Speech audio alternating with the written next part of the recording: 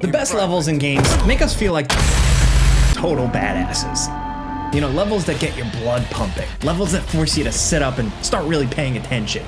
These levels are masterpieces of careful game design, letting the player star in their own, big movie action sequence. These are the best levels we wanted to talk about today, in no particular order, just some of our favorites. Strap in and let's get started off with number 10. One of the best levels from one of the best open world action games from recent memory, the Siege of Yarikawa in Ghost of Tsushima begins with this ominous sense of dread as you prepare the town for this unrelenting onslaught of the Mongol army. The final mission in one of the Act 2 storylines actually has your fallen samurai hero protecting this village of Yarikawa, and the fortifications are strong, but not strong enough to survive against the Mongols' big siege weapons. Now, as this mission starts, you'll sprint down the hill as burning arrows are being lobbed at the town. The main gates are smashed open, and you're gonna have to cut down swarms of incoming soldiers until your allies can close the gates again.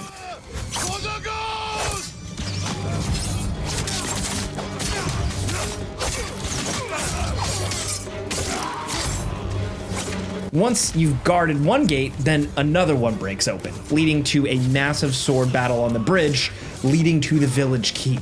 The number of allies you'll have here is really impressive, and in a game where you're usually riding solo, it's cool, and it makes you feel like you're in the center of a big battle where you're losing control, something like, like from the Two Towers. And it's not enough to protect the town from soldiers. You'll also use your stealth skills to infiltrate the Mongol camp between assaults.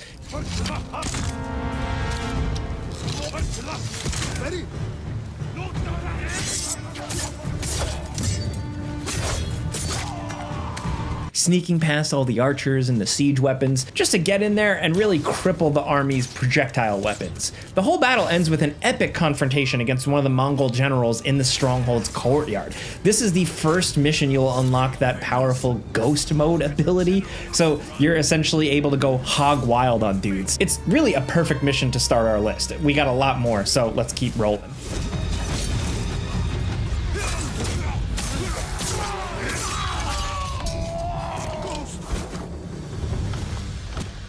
Next, over at number 9, the Black Ops 6 single-player campaign is really a series of standout missions, but High Rollers has to be the most badass. So your team is like synced up in this entertaining, punchy little casino heist. You'll do everything here as you rapid-fire swap between different characters, completing different parts of this specific heist job. You'll even play high-stakes poker, while your other ally infiltrates the sewers below on a mission to breach this vault. So things look bad when one of your team is captured by security guys. Well, what do we have here? Looks like a little sewer rat. Let's talk in private. But like a classic heist, it's all part of the plan. So Woods, the old timer here at this point, is at the security cameras, and he helps you cheat at poker while you have to make quick decisions on how to cheat yourself by palming cards under the table. What are you doing? I'm terribly sorry. You're making it worse. Leave me alone, huh? Oh, man. You need a minute? No. Just go away. After more shenanigans, including this quick infiltration of the back rooms by your tech guy, then your entire team gets together and converges on the vault. There's an entire armory of weapons to choose from before melting through the vault doors and setting off all the alarms, and then all hell breaks loose. Using a cart full of weapons, you go on this rampage as you defend the security room against an army of incoming mafia bad guys. They're so outgunned, you'll actually feel like a real total badass, and when the heat is on, you'll push the cart full of explosives into the center of the room and then make your escape. It is really like one of the most intense, high-impact missions of the year. It's short and sweet, and with everything we love about a good Call of Duty mission. It's just like a big action movie.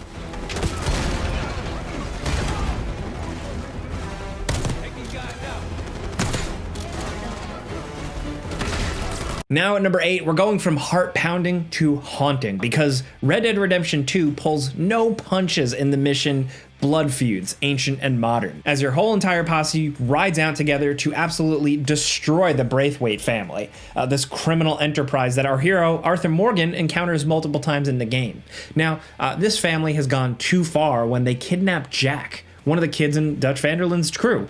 Jack is also, of course, the son of John Marston, the main character from the OG Red Dead Redemption 1. So without hesitation, the entire gang gears up and rides onto the mansion. There's a sense of dread riding out to the mansion, like it's like a coiled spring ready to just snap. I swear, I'll kill everyone there. Easy, John. Try to stay calm. I'm fine. We know Dutch's gang are capable of some terrible crimes. You know they had a past history of being dastardly dudes, and you get to watch the complete destruction of the family over the course of 10 minutes here. Once Dutch and Arthur are at the mansion, this big shootout begins. You'll need to take cover and pick off snipers from the balcony before sprinting through gunfire to reach the interior of one of the fanciest homes you see in the game. And then the mansion itself is like a death trap with all these crime family gunmen hiding around corners, and you go through each room just kind of like getting into all these little scraps. Eventually, more bad guys show up on horse, turning the siege into defense as you hold back enemy reinforcements from the balcony of the mansion.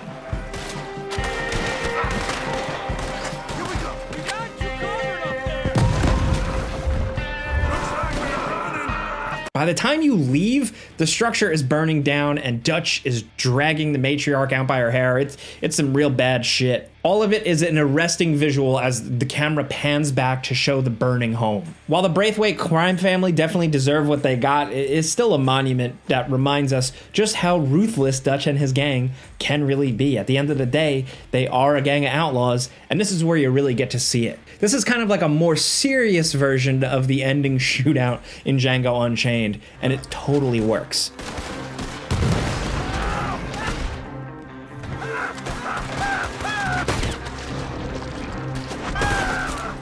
Next at number 7, one of the most difficult missions in Wolfenstein 2: The New Colossus is also one of the most heart-wrenching. So after BJ has been captured, he's put on public display, then excruciatingly tortured, and then taunted as your nemesis Irene Engel plans to assault the rebel compound that you were working with. That's it. How does it taste? It all culminates in a show trial in an elaborately decorated courthouse. And it's where BJ has had enough. He breaks from his chains, he grabs a gun, and gets shooting.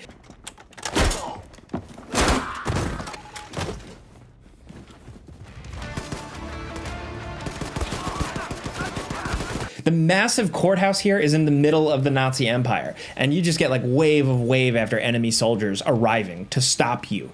In this, pretty blisteringly fast first-person shooter, you could die pretty quickly if you don't play carefully. And even with the giant machine guns, the number of enemies here is really tough to beat. This is a really challenging section.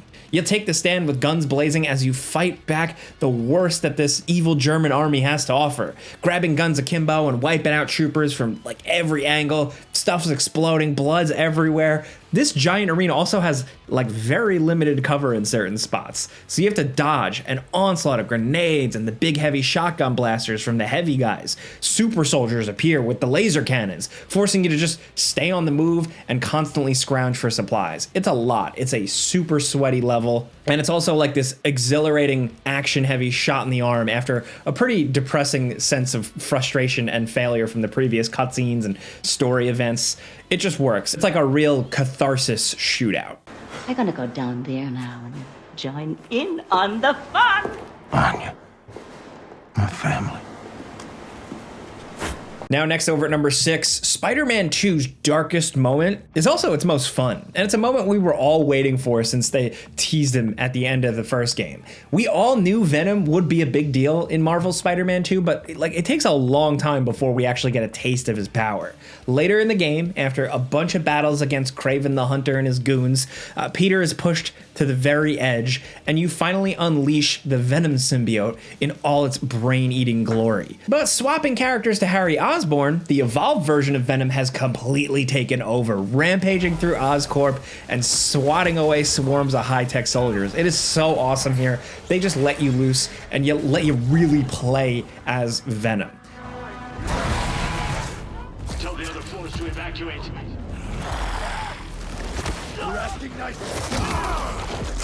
He's slow, he's chunky, he's powerful, he can leap tall buildings in a single bound. The levels are completely destructible. You're throwing guys through computer terminals, glass windows. It is chaos. The situation just rapidly falls apart as the security forces try to contain this venom, first by locking down the building that you're in, but then when that doesn't work, they send teams of troopers to stop him on the streets of New York as you continue to just wreck shop.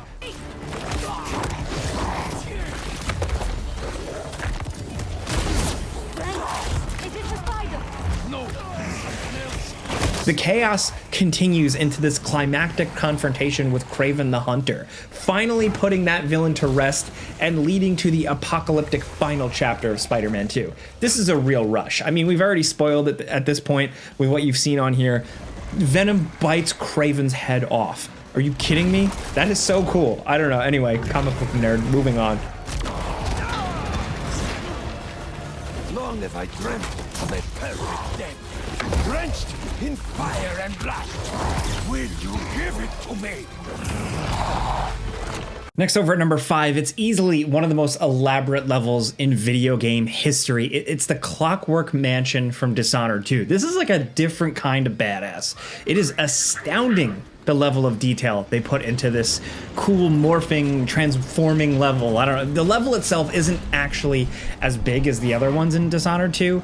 You know, you're not sneaking through city streets or it's like multiple targets in a giant place. No, it's all located in this intimate, mind-bending mansion that changes itself before your eyes. So after you're going through this whole neighborhood, you enter the mansion proper through its pretty unassuming double doors. The first hallway doesn't look too weird, you know, nothing really crazy, until you reach a showcase with all these gadgets and inventions. Turning the lever transforms this museum into an enormous foyer with double stairs and multiple rooms to explore right in front of your eyes. Someone's activated one of the mechanisms in my house. Jinosh. This is also where you can jump between the gears of the mansion and explore the areas that you're not meant to see. The inner workings of like where extra rooms are stored when things flip around, how the clockwork machinery hums. So exploration is pretty dangerous and difficult doing this. The diagnostic playback loop.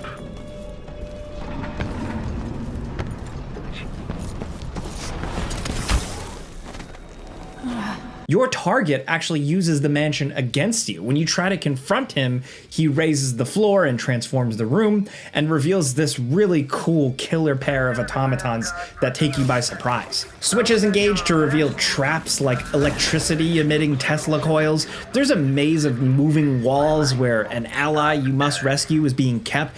Look, the most incredible thing about this level is that all these transformations, all these things popping out, are modeled in game. So like you can interact and explore in ways that would be absolutely impossible in other games. I know it's a video game, but essentially the world here in the Clockwork Mansion isn't smoke and mirrors. It feels more like tangible, real moving parts that you can experience. And stuff like this is what makes immersive sims like Dishonored 2 so special. Now at number 4, the creepiest level in Atomic Heart goes out with a bang. Literally, a grenade explosion sends this, seemingly normal level into high gear. This secret complex is located underneath a normal clinic, and it's a nightmare of like weird mutated flora and fauna, filled with some of the most difficult enemies in the game so far. The abandoned hospital grounds are littered with these monstrous plants that have infected the bodies of patients, so they're all like weird. And then the deeper levels of the complex are guarded by the most powerful robots yet. The ones with the faces that split open to fire like these plasma beams. You've probably seen them.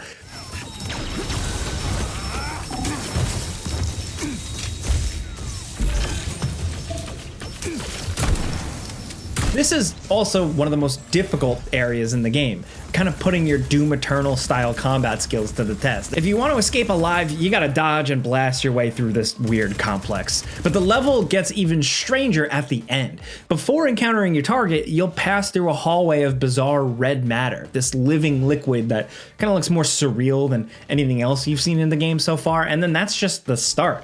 When a rebel intervenes and drops a grenade, your hero is sent into this like strange kaleidoscope dream world. Your body is replaced with a white fuzzy creature, and like you're just platforming through a hospital in a child's eyes.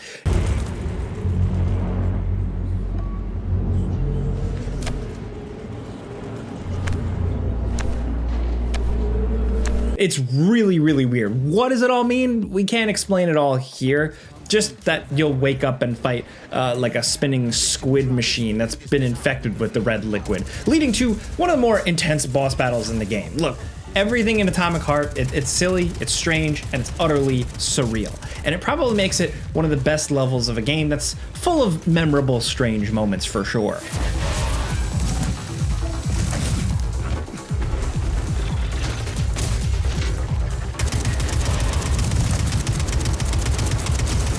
Now at number 3, Chapter 15 is like the catharsis after a long and pretty grueling road through some of the tougher parts of the Resident Evil 4 remake. After taking on Krauser, which is its own badass boss fight of course, Leon progresses deeper into the island fortress here, and an impossible series of fortifications blocks him from the center of the stronghold, but thankfully help is on the way. Mike, the helicopter pilot, the GOAT, the legend, he appears and he starts firing missiles.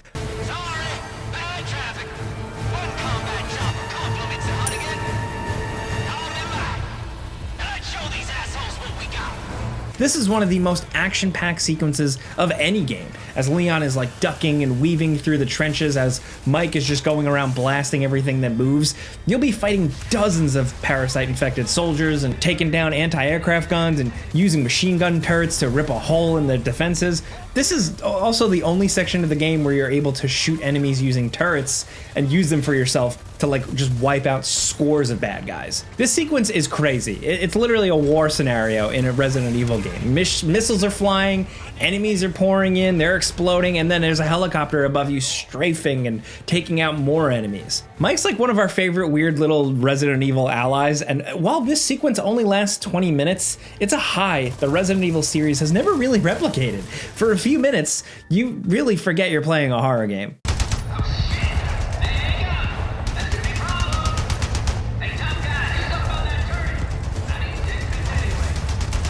Now at number 2, Dishonored is just so nice we had to put it on the list twice, man. Dishonored, the original one, also has one of the most fun levels in video game history. A level that we'll be talking about for years to come. We already haven't shut up about it, but Lady Boyle's last party is an assassination set during a beautiful, strange masquerade ball. I'm sure he's just doing his job. A party like this, anyone might have crept in. Should we gather for my whiskey and cousin is a cigars Marquis. tonight? Chances are very good. You'll have to explore the mansion and investigate everything to figure out which Lady Boyle is actually your true target. There are 3 women going by that name and they're all wearing masks at this masquerade ball. So you have to find the name of your target and figure out what they're wearing. And like all levels in this game, like there's a lot of different ways to do it. So once you get inside the mansion, which you have to do by stealing an invitation or hopping the fence or sneaking through the guard barracks, you're then free to walk around the party and explore. You can find information by bribing guests or by spying on your targets to learn some more. The mansion is full of all these cool hidden passageways and secrets, and if you don't want to do all that investigation stuff, you're perfectly allowed to just kill all 3 options. Things have become so much better.